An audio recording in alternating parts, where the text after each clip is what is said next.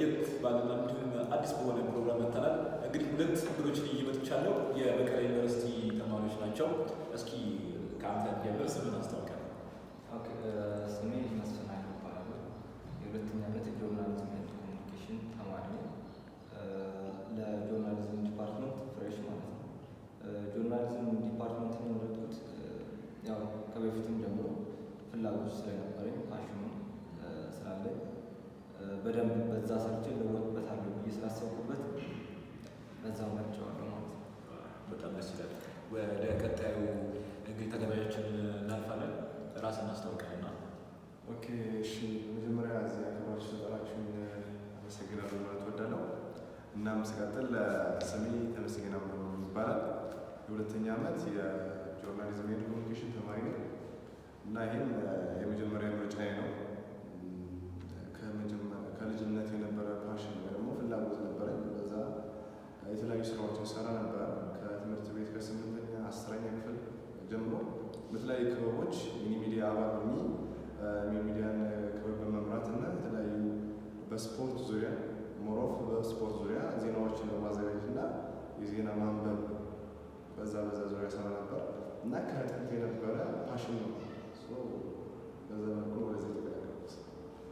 ታሚ እኔም በቅርበት ሆኜ ያለው ነገር አውቃለሁ እና እንተዋወቃለን በትምህርት ዙሪያ ላይ ስላለው ነገር እና እስኪ አንተ የመጀመሪያ ምርጫ ነው አይደል ጆርናሊስት ስትገባ እና የመጀመሪያ የመረከው ዲፓርትመንት እንደደረሰክና እስኪ ምን አይነት ፊሊንግ ነበረ ያለን ስሜት አጋራል።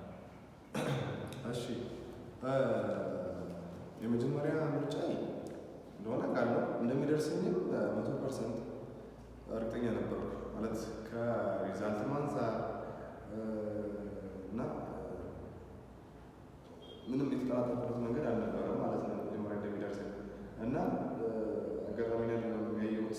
ጓደኞቼ ነበር ያዩልኝ ሲነግሩኝ እኔ ሌላ ነገር ማለት እንደሚደርሰኝ ስለማውቅ መጀመሪያ እና ፊሊንጉ በጣም ደስ የሚል ነበር።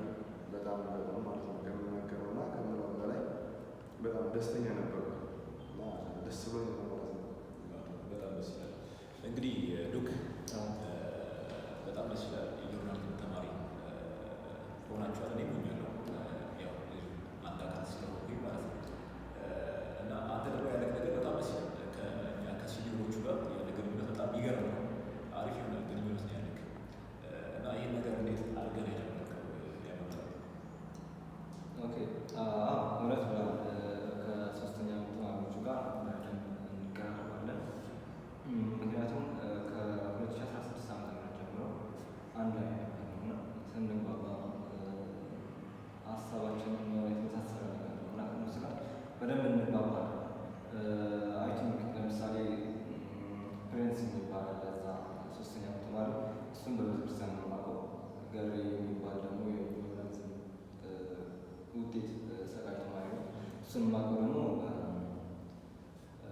ፕሪፓርድ 12ኛ ክፍል ለመፈተን አብረን ስለፈተን በዛ ነው የማውቀው እና በጣም ጥሩ ሰዎች ናቸው።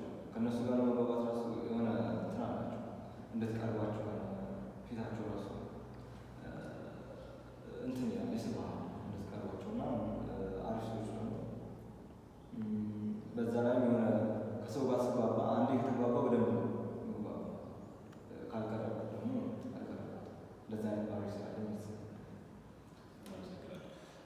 ታዲያ ወደ አንተ ልመለስና እንግዲህ አሁን የሁለተኛ ዓመት የጆርናሊዝም ተማሪ ነህ። አሁን ላይ ያሉት ነገሮች ተጀምረዋል እና ከ5 ዓመት በኋላ ተመስገን የት ቦታ እንጠብቀው? ኦኬ እውነት ለመናገር አሁን ላይ ብዙም እንትን ላይ ቅሬ ላይ አላልኩም፣ ግን እንዲሁ የመንግስት እንትን ላይ ከመቀጠር ይልቅ የራስን የሆነ ፐርሰናል ዩቲዩብ ሊሆን ይችላል፣ በቲክቶክ የተለያዩ ብዙ ሶሻል ሚዲያዎች ተጠቅመ የራስን የሆነ ኢንፍሉዌንሻል የሆነ የራስን የሆነ ተጽዕኖ የሚያሳድር ነገር መስራትና በዛ ልክ ሰዎችን ማገዝ የተማሩትን ነገር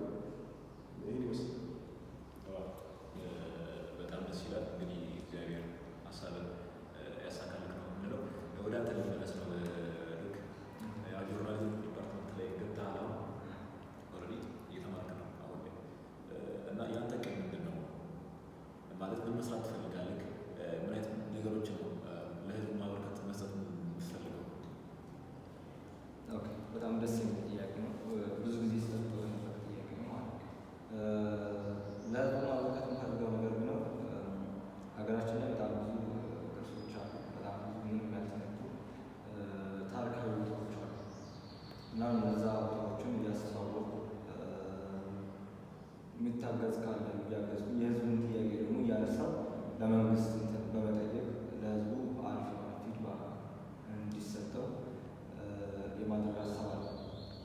ብዙ ሮል ሞዴሎች አሉ በዩቲዩብ በቲክቶክ ማለት ነው። በዩቲዩብ ደረጃ በመጣ በሀገር ውስጥ አብይና ልጅ ሮል ሞዴል ማለት ነው። በጣም ብዙ ነገር የሚያሳልፉ አንዲ ስናየው ለሁለተኛ ደረሰ ስናየው ምንም ነገር ያላሳለፈ ይመስላል። ነገር ግን የሆነ ባክግራውንድ እንዲና ስታየው በጣም ብዙ ቻሌንጆችን ያለፈ ሰው ነው እና እኔም በዛ ቻሌንጆች ስላሉ እንደሱ ሆናለሁ ብዬ ተስፋ አደርጋለሁ። እንደሱ እንኳን ማለት ቢያንስ እሱ የሚሰራቸውን ስራዎች አንዳንዶቹ ቢሆን መስራት እፈልጋለሁ እና በቲክቶክ ደረጃ ስንመጣ ደግሞ ፕሮፊስ በጣም ደስ የሚል ሌክቸር ነው። አሶሳ ዩኒቨርሲቲ ሌክቸር ነው። አሁን ደግሞ ቲክቶክ ከ2 ሚሊዮን በላይ ተከታዮች አሉት። እሱም ሮል ሞዴል ነው ማለት ነው። በደንብ የሚሰራ ሰውዬው ነው። ከውጭ ሀገር ደረጃ ስናይ ሌላ ፔጅ ታውቁታላችሁ ብዬ አስባለሁ። ሌላ ፔጅ በጣም በዓለም አቀፍ ደረጃ ከ30 ሚሊዮን በላይ ቲክቶክ ፎሎወሮች አሉ። 17 ሚሊዮን በላይ ዩቲዩብ ቲክቶክ ፎሎወሮች አሉ ሰው ነው እና በደንብ ህይወታቸውን የቀየሩ ሰዎች ናቸው። እነዚህ ሰዎች ለሀገር ይጠቅማሉ፣ ለራሳቸው ተጠቅመው ሀገር ይጠቅማሉ። ለምሳሌ መጀመሪያ ራሴ ይጠቅማሉ፣ ቤተሰብን እንደዚያ ሀገር ይጠቅማሉ ማለት ነው። እንደዛ አይነት ሀሳብ ነው ፈጣሪ ይባላል። በጣም ደስ ይላል። ተመልካቾቻችን እንግዲህ ዛሬ የነበረን ቆይታ ይህን ይመስላል። እንግዲህ ቀጣይ አሪፍ በሆነ ፕሮግራም እንገናኛለን። እስከዛው ቸር ሰንብቱ። ሰጠኝ ካሜራማን ምናምን ብል ኦኬ፣ ካሜራማን ነው ካሜራማን።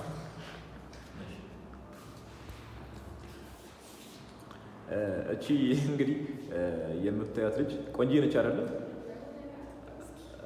እና እስኪ ለሷም አንዳንድ ጥያቄ ነው። እሺ